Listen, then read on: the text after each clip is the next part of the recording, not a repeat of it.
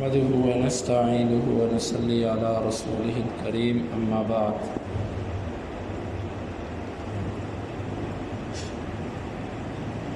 پیچھے حدیث میں آیا تھا وَهُوَ بِالْخِيَارِ ثَلَاثَةً، وہ 3 دن تک اختیار سے ہے۔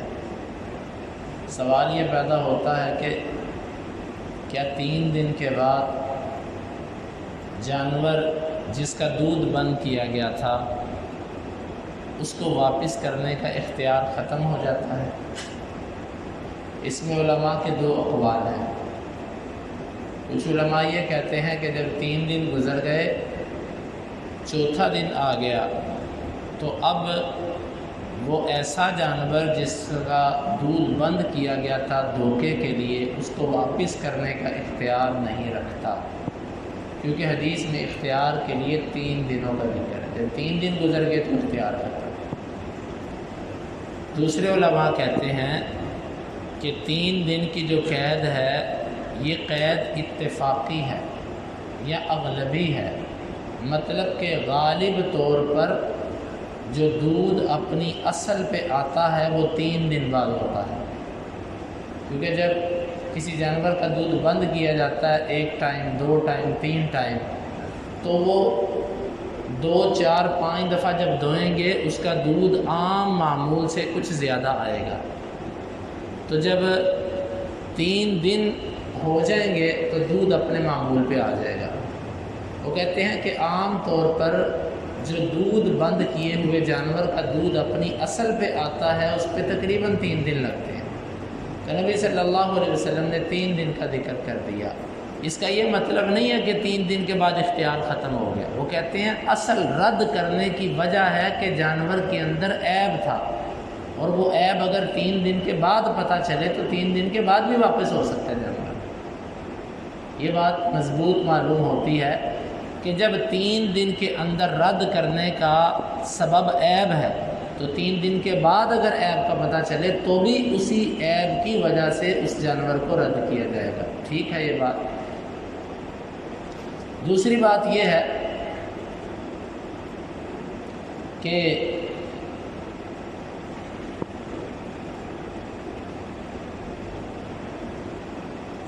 جانور کو رد کرتے وقت جو ساتھ بدل دیا جاتا ہے، کھجور، بعض روایات کے اندر آتا ہے طعام، کیا کھجور کا بدل بھی کچھ دیا جا سکتا ہے یا اس کے بدلے میں قیمت دی جا سکتی ہے؟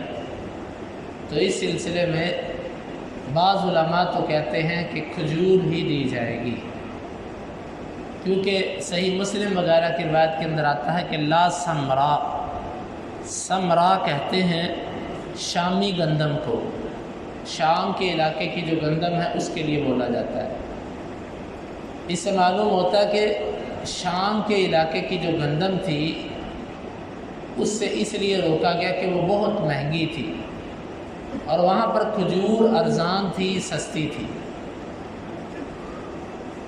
عام گندم جو ہے، بعض روایات میں عام گندم کا لفظ آتا ہے کہ وہ 1 سا گندم دے دے، 1 سا گندم دے دے۔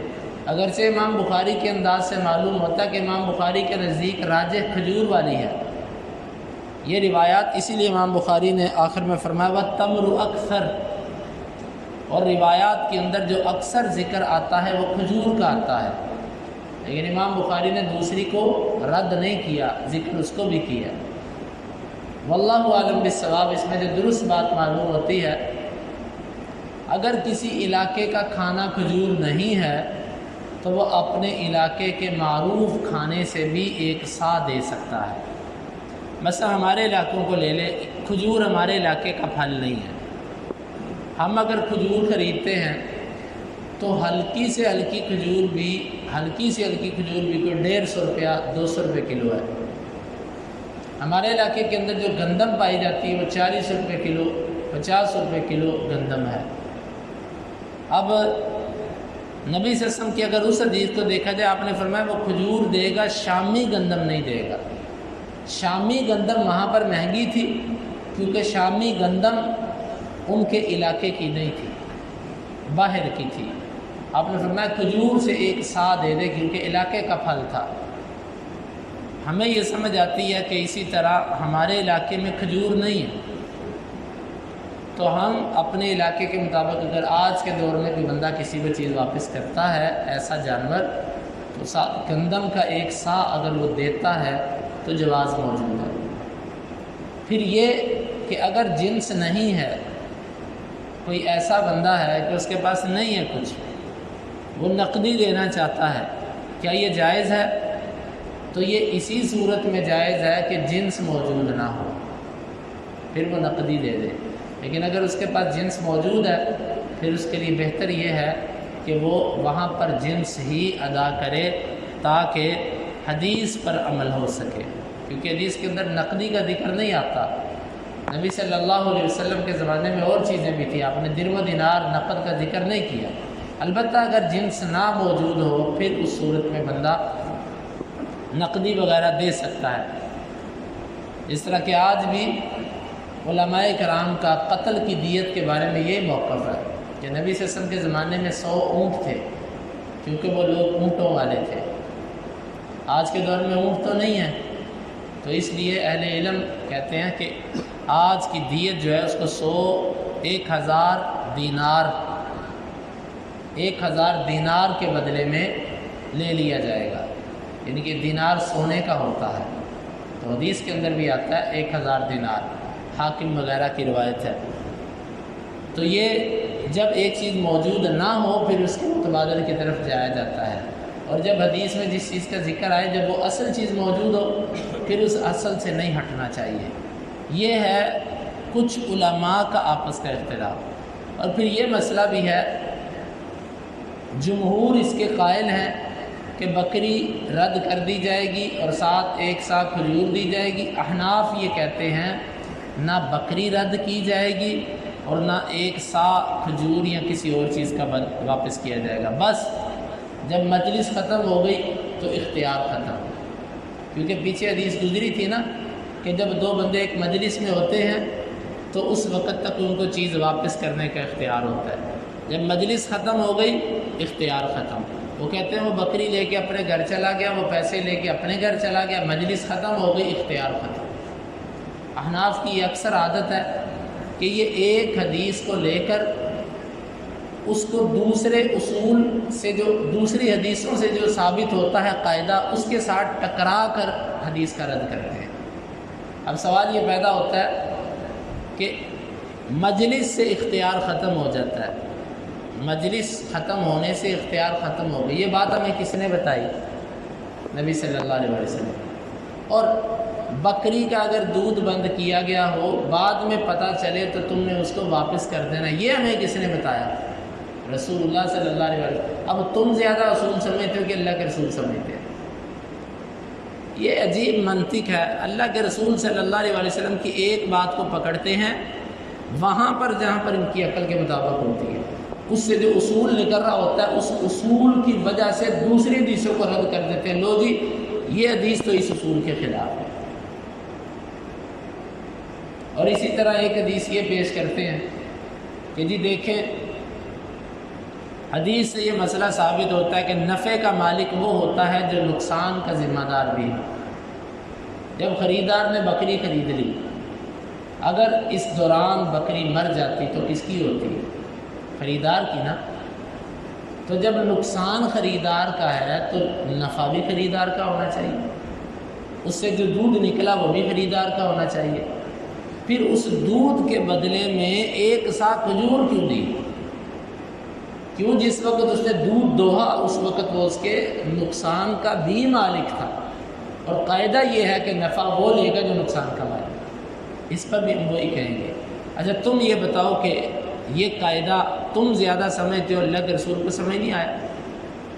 اصل بیماری یہ ہے کہ قیاس کے مقابلے میں حدیث کو لے کر آ رہا ہے۔ سب سے بڑی خرابی یہ ہے، ایک طرف حدیث کھڑی ہے، ایک طرف قرآن کی آیت کھڑی ہے، اس کو قیاس کے ساتھ ٹکر دینا کہ جی یہ قیاس کے خلاف ہے، یہ عقل کے خلاف ہے۔ یہ ہے وہ قباحت کہ جس کی وجہ سے محمد بن سیرین اور کئی علماء نے کہا تھا کہ اول من قاس ابلیس، سب سے پہلے جس نے قیاس کیا تھا وہ ابلیس شیطان تھا۔ بعض لوگ کہتے ہیں جی دیکھو جی انہوں نے قیاس کو کہہ دیا کہ یہ ابلیس نے کیا تھا، یہ قیاس کے منکر ہیں۔ ہم قیاس کے منکر نہیں ہیں، ہم اس قیاس کے منکر ہیں جو نص کے مقابلے میں کیا جاتا ہے۔ ہم کہتے ہیں کہ نص کے مقابلے میں سب سے پہلے قیاس ابلیس نے کیا تھا۔ اللہ نے کہا تھا سجدہ کرو آدم کے لیے، اس نے آگے سے کہا خلقتنی من نار وخلقتہ من طین، تو نے مجھے آگ سے پیدا کیا، اسے مٹی سے پیدا کیا۔ آگ اوپر جاتی ہے، مٹی نیچے آتی ہے، تو جو چیز اوپر جائے وہ افضل ہوتی ہے، جو نیچے آئے وہ مفضول ہوتی ہے۔ یہ قیاس تھا ابلیس کا رب کے حکم کے مقابلے میں۔ تو ابلیس کا قیاس عام قیاس نہیں تھا، نص کے مقابلے میں قیاس تھا، اللہ کے حکم کے مقابلے میں کیا۔ یہی قیاس تمہارا ہوتا ہے، ایک طرف حدیث کھڑی ہے، ایک طرف قرآن کھڑا ہے، اس کے مقابلے میں تم قیاس دیکھ رہا۔ ہم اس قیاس کو کہتے ہیں یہ ابلیسی قیاس ہے۔ باقی عام قیاس کے تو منکر نہیں ہیں، ہم تو اس کے قائل ہیں، ہم کرتے بھی ہیں وہ قیاس، اجماع کو ہم تسلیم بھی کرتے ہیں۔ تو اس سلسلے میں ان لوگوں نے اس ایک حدیث کے 10 سے زیادہ جواب دیے ہیں۔ ابن حجر رحمہ اللہ نے ایک ایک لا کر اس کا رد کیا ہے۔ تو یہ باتیں اس لیے بتائی جاتی ہیں، بعض دفعہ ہم سمجھتے ہیں کہ جہاں پر کوئی چیز رد کرنے سے کچھ حاصل نہ ہو پھر ہم نہیں رد کرتے وہاں پر، لیکن جہاں پر کسی کی حقیقت بیان کرنا مقصد ہو وہاں پر رد کرنا لازم ہو جاتا ہے۔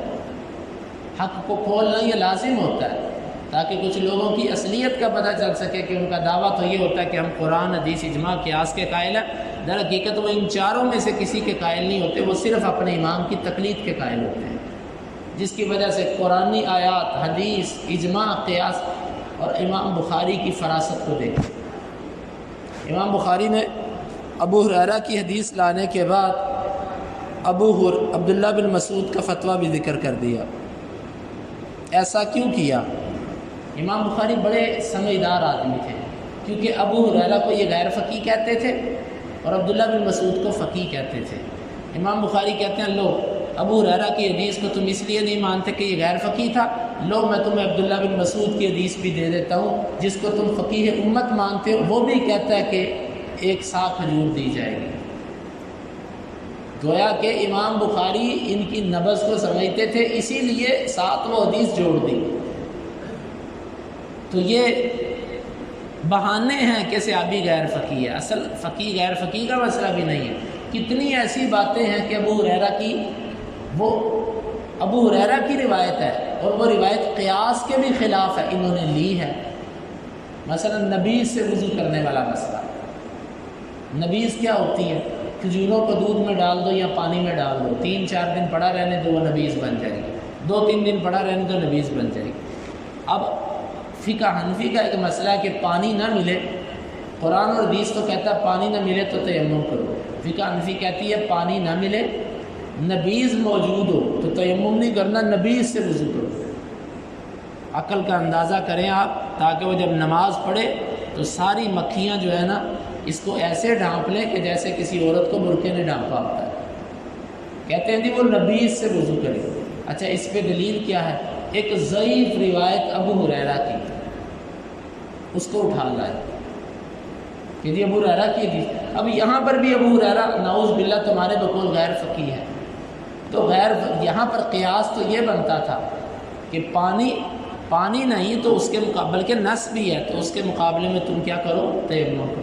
لیکن یہاں پر بھی ابو ہریرہ کو اپنی رائے سے لے لیا۔ کیوں لیا؟ صرف اور صرف اپنی رائے کے مطابق اس لیے لیا۔ تو بہرحال بات میں یہ کر رہا تھا کہ کچھ لوگ جو ہوتے ہیں ان کے نزدیک اصل اصول یہ ہوتا ہے کہ اپنی رائے، اپنے مطابق اگر کوئی صحابی آ گیا تو اس کی تعریف کر دی، اپنے خلاف آ گیا تو اس کا رد کر دیا، اس کو توڑ مروڑ کے پھینک دیا۔ تو یہ ہے ان لوگوں کے علماء کا وتیرہ۔ عوام الناس کی حالت قدرے بہتر ہے ان کے علماء سے۔ اللہ رب العالمین سے دعا ہے کہ اللہ تعالی ہمیں ان حدیث کو سمجھنے کی اور ان کے تقاضوں کو پورا کرنے کی توفیق عطا فرمائے۔ اللہم انفعنا بما علمتنا وعلمنا ما ينفعنا وزدنا علما وآخر دعوانا ان الحمد للہ رب العالمین۔